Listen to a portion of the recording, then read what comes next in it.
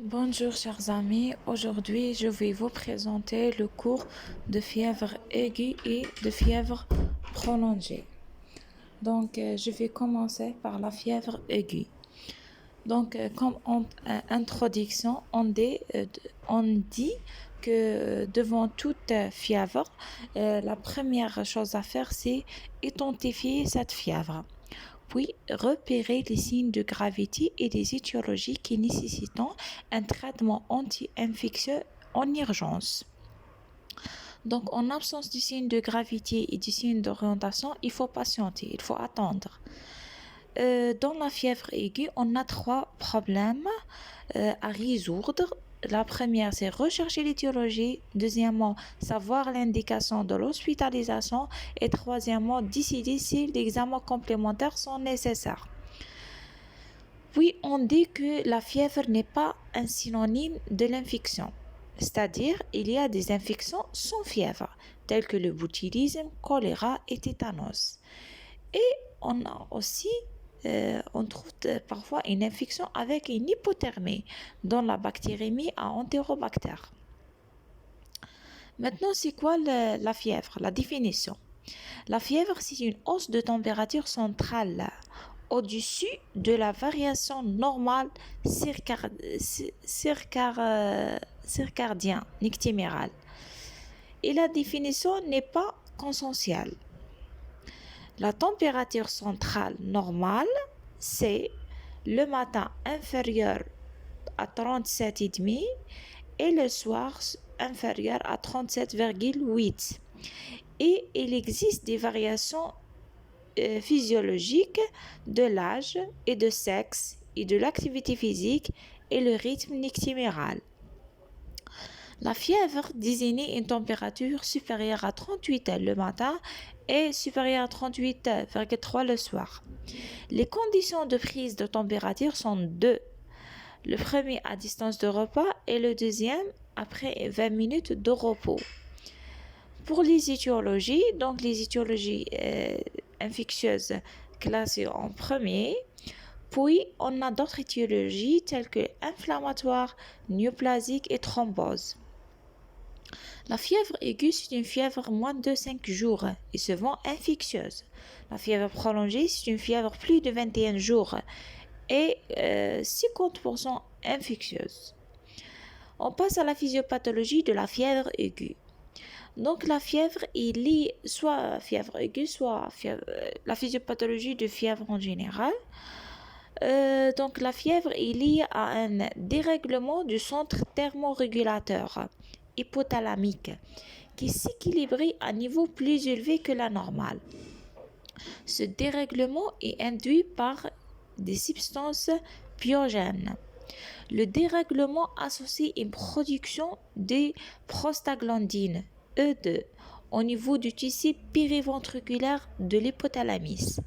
Cette modification du niveau de l'équilibre de l'horloge est responsable de deux manifestations. La première, c'est la déperdition du tissu périphérique, c'est-à-dire la transpiration et la vasodilatation. La deuxième, c'est production d'autres c'est-à-dire la production d'autres tissus, surtout les muscles, et le fois se manifester par des frissons.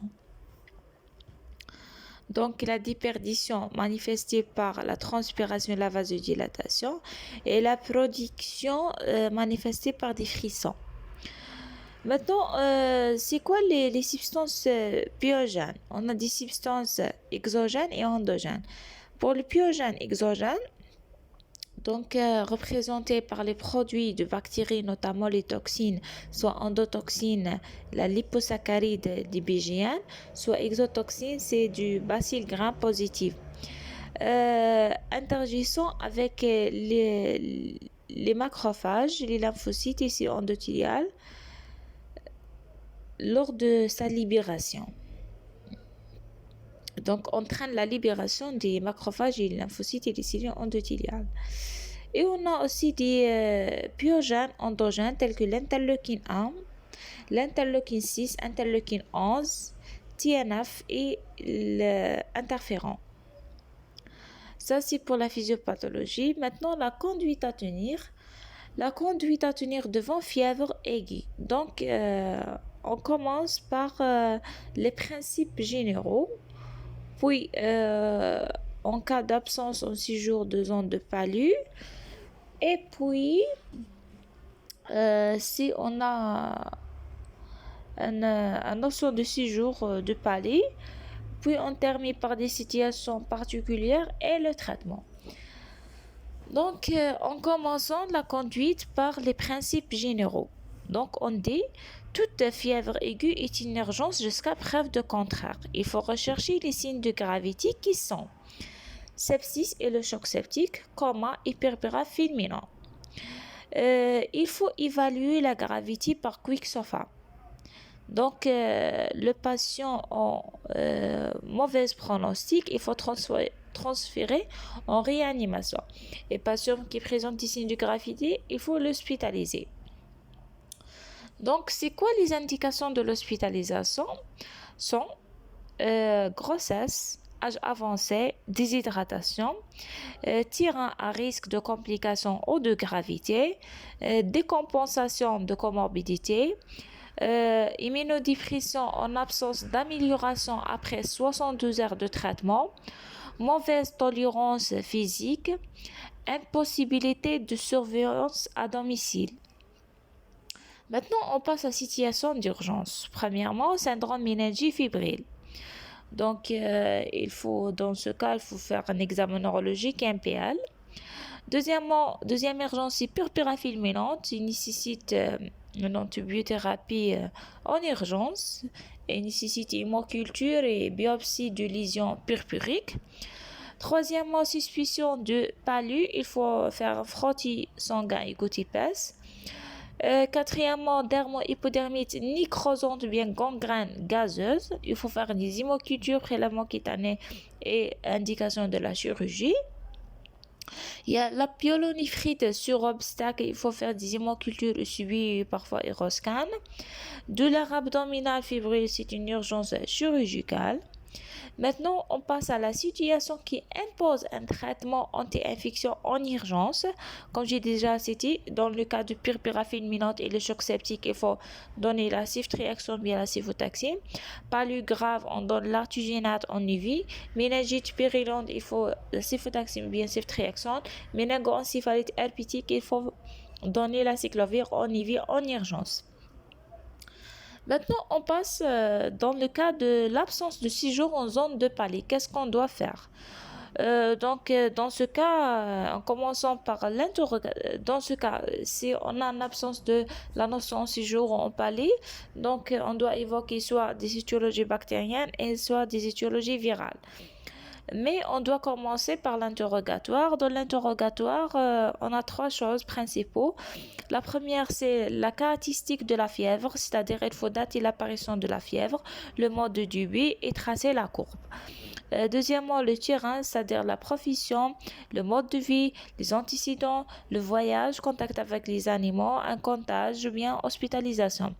Troisièmement, signes accompagnateurs, c'est-à-dire la frisson, les céphalées, le sueur, les arthralgies, soit on trouve des signes accompagnateurs digestifs, respiratoires, neurologiques.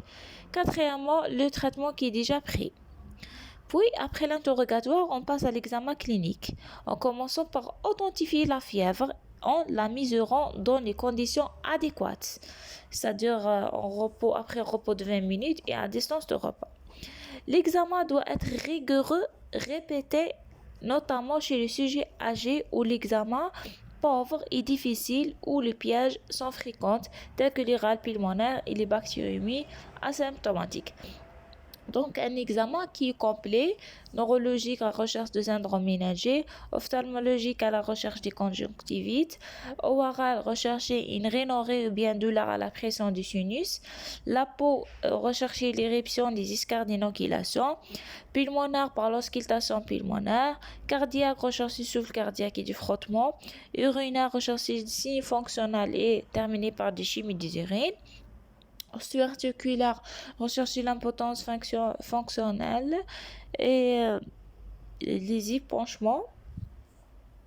N'oubliez pas rechercher la présence de matériel étranger tel que sonde urinaire ou bien cathéter parce que parfois ce sont de portes d'entrée de l'infection. Et compléter l'examen par un PCR et procalcitonin qui peuvent distinguer entre les infections bactériennes et virales. Maintenant, si on a une suspicion après qu'on a fait l'interrogatoire, l'examen clinique, donc si on a une suspicion d'infection bactérienne, qu'est-ce que je dois faire? La fièvre donc accompagnée des frissons plus altération de l'état général. Et donc, ce qui est suspecté une bactérémie avec ou sans un foyer infectieux, c'est-à-dire oral bien pulmonaire.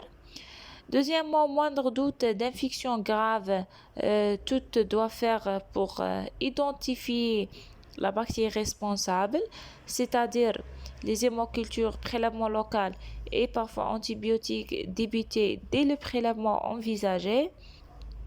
Exceptionnel dans le purpurafil menant où le pronostic vital est engagé à court terme.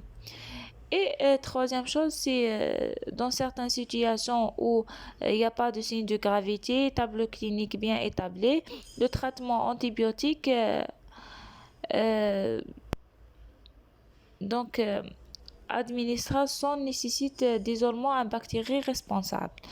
Donc si on a suspicion de bactéries, on recherche la bactérémie par rechercher les signes accompagnés de fièvre, c'est-à-dire des frissons et l'altération de l'état général. On doit rechercher premièrement la bactérémie, deuxièmement rechercher les signes, l'infection grave, et troisièmement, si on n'a rien, on peut donner un antibiotique sans isoler la bactérie. Dans les suspicions d'infection virale, donc il faut étayer l'examen clinique, l'anamnèse, le comptage, l'épidémie, les hypothèses de virose. En cas d'angine virale, on va faire un test de diagnostic rapide à strepto, c'est négatif. On doit suspecter le virus. Si fièvre isolée, bien tolérée, surtout chez les enfants et les adolescents. Donc, c'est une virose saisonnière. La guérison est spontanée, aucun examen nécessaire. Si doute, on surveille après 48 heures. Si doute, on fait un CRP procalcitonin. Donc, pour les virus en cause, on a les virus respiratoires tels que les myxovirus influenzae, la para-influenzae et le virus respiratoire syncytial. Les virus intestinaux sont la norovirus, rotavirus et adénovirus. Les arboviroses en zone d'endémie, la dengue, chikungunya. Autres virus tels que l'herpès VZV, rougeole, les orions. Maintenant, après ça, on passe à le cas où on a la notion de séjour en zone d'endémie. Donc, on recherche le palais, la typhoïde surtout, la mycose hépatique, la dengue, les hépatites. Le diagnostic évoqué en fonction de la vaccination, le début, la durée entre le début des symptômes et le retour, c'est-à-dire la durée d'incubation. On a des situations particulières telles que chez les nourrissons, on trouve les infections orales, digestives et pleuropulmonaires. La PIEL doit faire la PIEL en moindre doute. Les conséquences de la fièvre sont les convulsions, la déshydratation et l'hyperthermie. Chez la femme enceinte, la pyélonéphrite au troisième trimestre est très fréquente. Aussi les infections annexiales telles que sont trompeuses. Dans les infections annexiales, on suspecte les appendicites et les cholécystites. N'oubliez pas chez la femme enceinte la listériose rare mais donne un tableau pseudo-grippal. C'est surtout aussi la toxouille et la rabiose, elle n'est pas immunisée. On passe au sujet âgé, donc les pièges sont nombreuses. On a un tableau pas si symptomatique, dominé par des manifestations neurologiques urinaires. Les infections pulmonaires et urinaires sont classées les premiers. Autre terrain, sujet récemment opéré, on recherche les thrombophlébites et les infections nosocomiales. Immunodéprimés, mais splénectomisés, on recherche les infections opportunistes ou nécessitent hospitalisation. Les porteurs de valvulopathie bien prothèse valvulaire, on recherche les endocardites. Pour le traitement, donc le traitement, premièrement, les antipyrétiques, pas systématiquement, car la fièvre augmente la résistance contre les symptômes et surveiller l'efficacité du traitement. Les indications, seulement si on a fièvre mal tolérée ou bien terrain particulier, insuffisance cardiaque ou bien sujet âgé, bien insuffisance respiratoire. Donc on donne le paracétamol pour l'adulte, c'est 15 mg par kilo et pour l'enfant, 1 gramme x 4. Donc la dose maximale pour le paracétamol, c'est 4 grammes. Il ne faut pas passer 4 grammes. Les contre-indications hépatite aiguë, bien l'insuffisance hépatocellulaire. On peut donner aussi l'aspirine et les anti-inflammatoires, mais non recommandés parce qu'ils donnent du syndrome de Rey en cas de virose chez les enfants et risque de complications de l'écorégionale, voire une cystémie, c'est infection bactérienne. N'oubliez pas aussi de lutter contre la déshydratation par des mesures essentielles, les boissons abondantes sucrées et salées. Et bien sûr, traitement étiologique. Donc pour les indications de l'antibiotique, surtout dans le sepsis grave et le choc septique, surtout dans les neutropénies fébriles, purpura fulminante et les patients aspléniques. Et n'oubliez pas la règle d'or que ne jamais prescrire antibiotiques sans diagnostic. Donc, grosso modo, la conduite à tenir. Donc, premièrement, rechercher les signes de gravité, coma, purpura, sepsis, choc septique. Et si le Quicksoft est égal à 2, transférer le malade en RIA. Sinon, garder le malade. Si le malade présente des symptômes, on va donner des examens complémentaires orientés, puis le diagnostic, puis le traitement. S'il ne présente pas des symptômes, on doit demander un bilan de première intention. C'est quoi le bilan de première intention? C'est la FANAS, CRP, ionogramme, bilan hépatique, ECBI, frotté-goutte-épaisse, hémoculture et radio pulmonaire. Puis on va agir en fonction de cette résultat. Ça, c'est pour fièvre aiguë. Maintenant, on passe aux fièvres prolongées. Bon, pour la fièvre prolongée, donc, c'est quoi la fièvre prolongée? C'est une fièvre supérieure à 38 le matin ou bien 38,3 le soir pour une durée de 3 semaines. Donc, l'interrogatoire et l'examen clinique, ces besoins répétés sont les 2 étapes nécessaires pour le diagnostic idéologique. La stratégie et la prise en charge doit être méthodique, persévérante, appuyée sur les données cliniques et l'usage raisonné des examens complémentaires. Et n'oubliez pas que 10% de fièvre prolongée sans étiologie nécessitent seulement surveillance. Maintenant, on passe à la définition. Fièvre prolongée ou bien fièvre persistante, c'est une fièvre plus de 20 jours. On a aussi fièvre récidivante ou bien ce qu'on appelle fièvre récurrente, donc les épisodes fébriles survenant de façon répétée, espacée, avec intervalle libre, sans fièvre allant de quelques jours jusqu'à plusieurs mois. Bon, pour le diagnostic, c'est une étape essentielle et la reconstitution de la courbe thermique au cours du temps et la conséquence des séquences thérapeutiques. Donc, l'étape essentielle, c'est reconstituer une courbe thermique.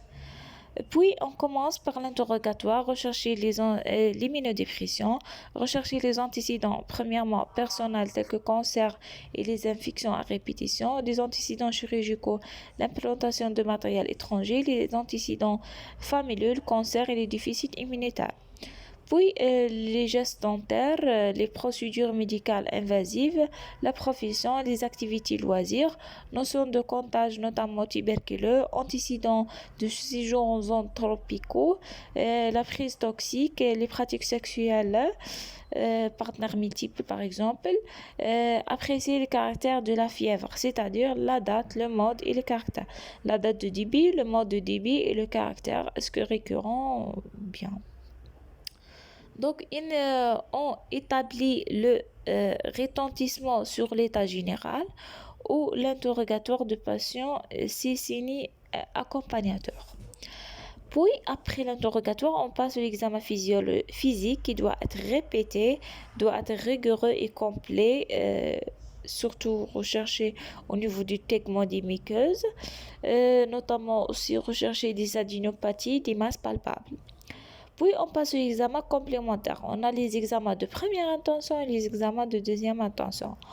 Pour les examens de première intention biologiques sont l'FNS, ionogramme, la calcémie, urémie, CRP, bilan thérapeutique, électrophase de protéines, CPK, LDH. Pour la microbio, c'est l'hémoculture, c'est les sérologies EBV, CMV, HIV. C'est l'imagerie radiopulmonaire écho-abdominopelvien et par la panoramique dentaire. Pour les examens de deuxième intention, la biologie, c'est les anticorps antinucléaires ANCA. Et pour micro, c'est la recherche du crachat, du tubage, de barre, la sérologie coxella, Berneti, Legionella, Bartonella. La biopsie osteoarticulaire et biopsie de l'artère temporale pour les sujets âgés plus de 60 ans. L'imagerie écho-cœur, écho-doppler, TAP et le PET scan. Maintenant, on passe aux étiologies. Donc, les étiologies dans les fièvres prolongées, 40% sont infectieuses. On commence par les infections bactériennes, en commençant par les endocardites. Le diagnostic est difficile, donc on a besoin de ETE et l'examen précieux pour la mise en évidence des végétations. Deuxièmement, TBC, le diagnostic aussi difficile dans les formes miliaires, hépatique, ganglion et hématopoïétique. Le diagnostic est surtout histologique. Troisièmement, rechercher les foyers suppurés et les infections d'organes creux, souvent récidivantes, et rechercher un foyer urinaire, digestif et prostatite. Aussi, rechercher les bactéries intracellulaires, fièvre Q, Brucella, maladie de Whipple, syphilis, les mycobactéries, tuberculeux. Les thrombophlébites supérées aussi, et fièvre typhoïde, yersinia, rickettsiosis et Bartonella.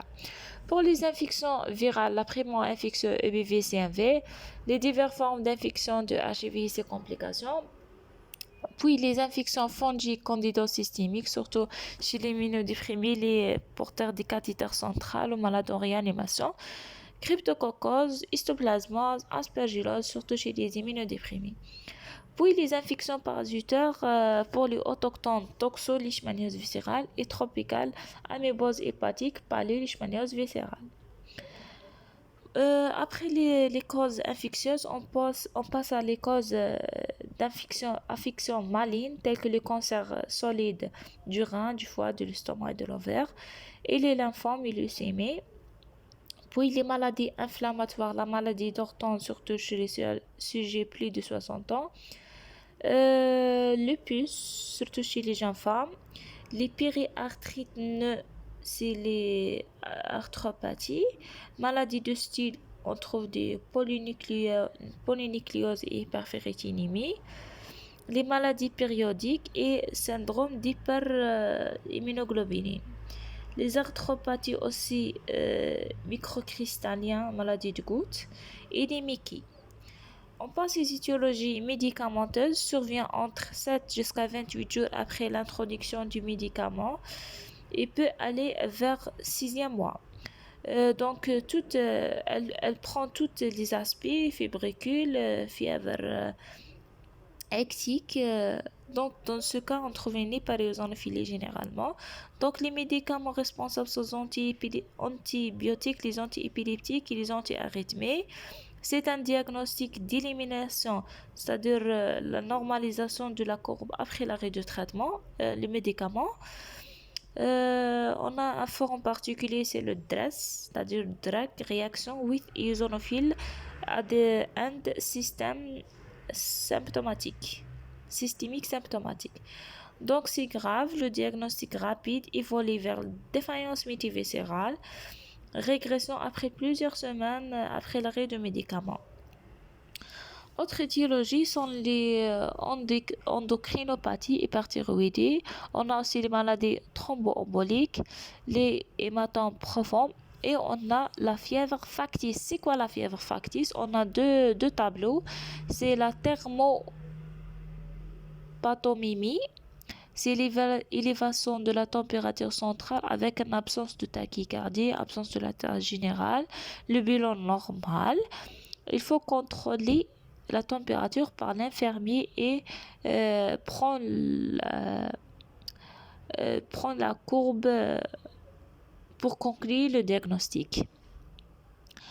Et on a le syndrome de Misch-Hens, c'est-à-dire fièvre auto-induite par injection de substances provoquer la fièvre, la suppuration trompeuse. Ça, c'est dans un contexte de psycho. Et on a aussi la dysrégulation thermique autonome. C'est chez les jeunes filles avec fièvre 38 seulement. Ça, c'est pour la fièvre prolongée. Quelques mots sur la fièvre récidivante.